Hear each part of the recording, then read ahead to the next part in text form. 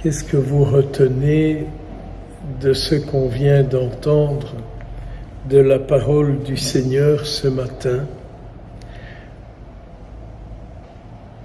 En sortant de notre moi,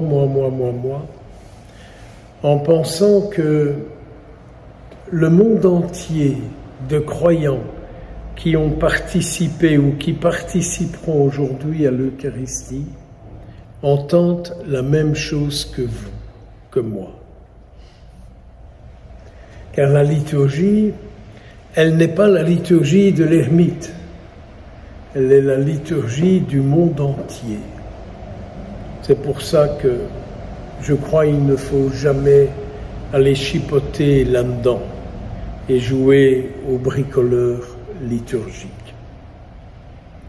Alors il est sûr que quand nous écoutons la parole du Seigneur, elle ne dit pas la même chose à chacun. Ce n'est pas, nous ne retenons pas tous la même parole. Pourquoi? Il me semble que c'est lié, sans doute, à notre vécu du moment. Comme quand on participe à un échange, tout le monde n'est pas touché par la même parole liée à cet échange. Pour ma part personnelle, j'aime beaucoup le prophète Amos. Et aujourd'hui, juste au début, il dit « Écoutez cette parole que le Seigneur prononce contre vous ». Alors ça a quelque chose d'un peu insupportable, parce que nous sommes ici, on a fait l'effort de venir, on s'est déplacé, on s'est organisé pour être à l'Eucharistie, pour entendre la parole, et on s'entend dire, le Seigneur va dire quelque chose contre vous. Vous avouerez que ça ne fait pas envie de venir et d'entendre ça. Nous qui recherchons tellement toujours à ce qu'on dise du bien de nous, à ce qu'on nous juge tellement meilleurs que les autres, quoi. On connaît ça, quoi.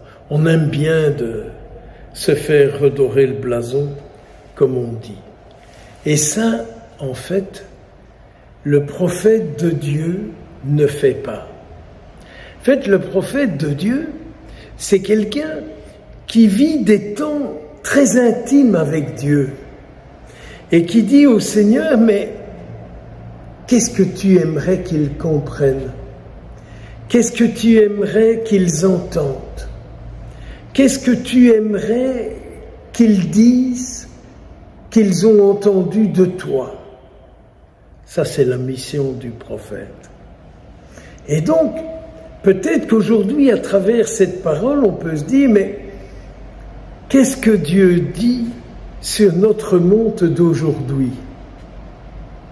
Qu'est-ce que Dieu dit sur notre Église d'aujourd'hui?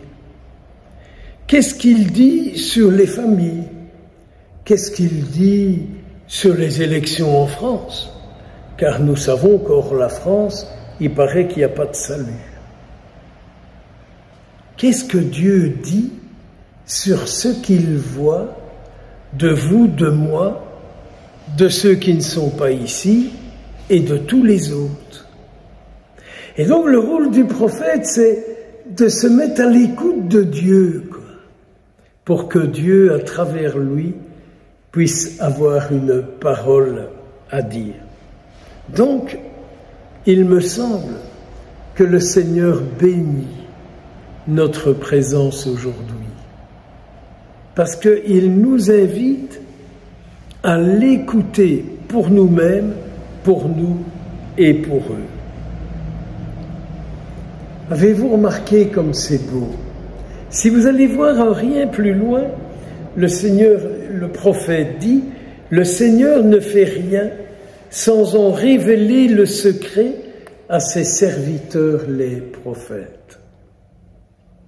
Si j'ai bien compris, par notre baptême, nous sommes tous prêtres, prophètes et rois.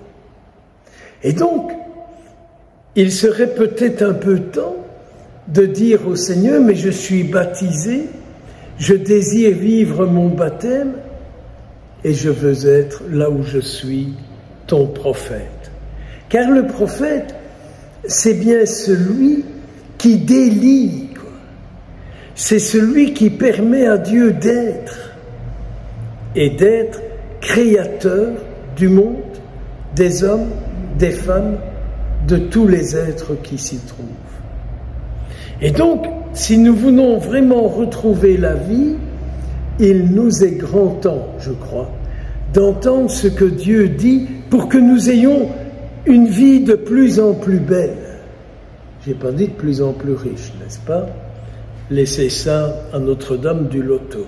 Mais, ah oui, c'est 2 millions demain, n'oubliez pas. Non, mais c'est vrai, c'est 2 millions demain. Je suis passé à la station, j'ai vu la pub, quoi. Et alors, le prophète, c'est celui aussi qui donne les plaintes de Dieu, quoi.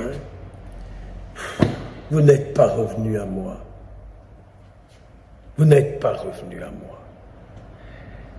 C'est un peu comme s'il disait, mais j'ai fait tout ce que j'ai pu. Vous connaissez ces paroles. Vous connaissez cette expression.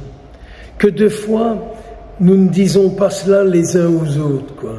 Si tu savais tout ce que j'ai fait pour lui, si tu savais tout ce que j'ai fait pour elle, et regarde comment il me considère, regarde comme il me traite.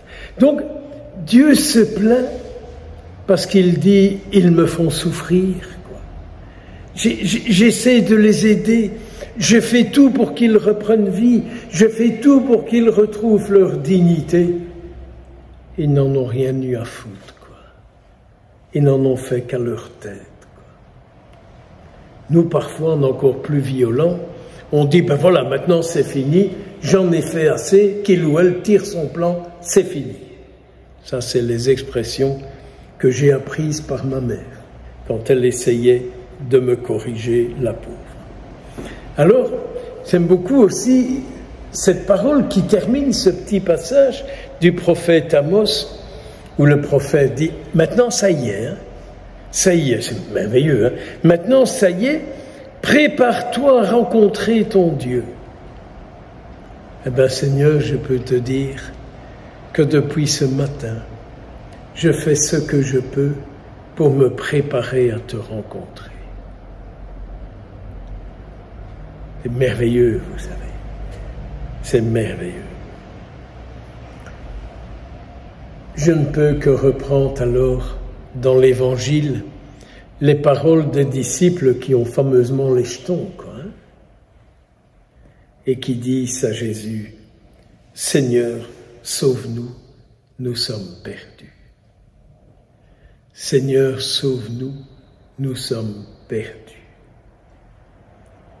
Je pense alors à tous ceux qui sont empêtrés dans toutes sortes de situations et qui se débattent là-dedans.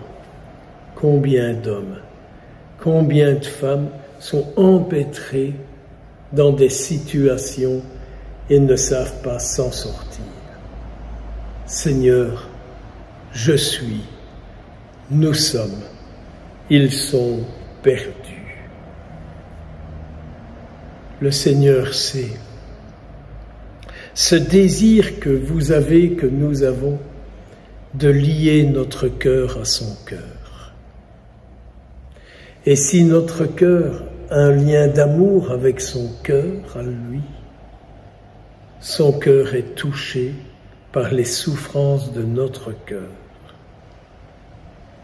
et par les souffrances que nous portons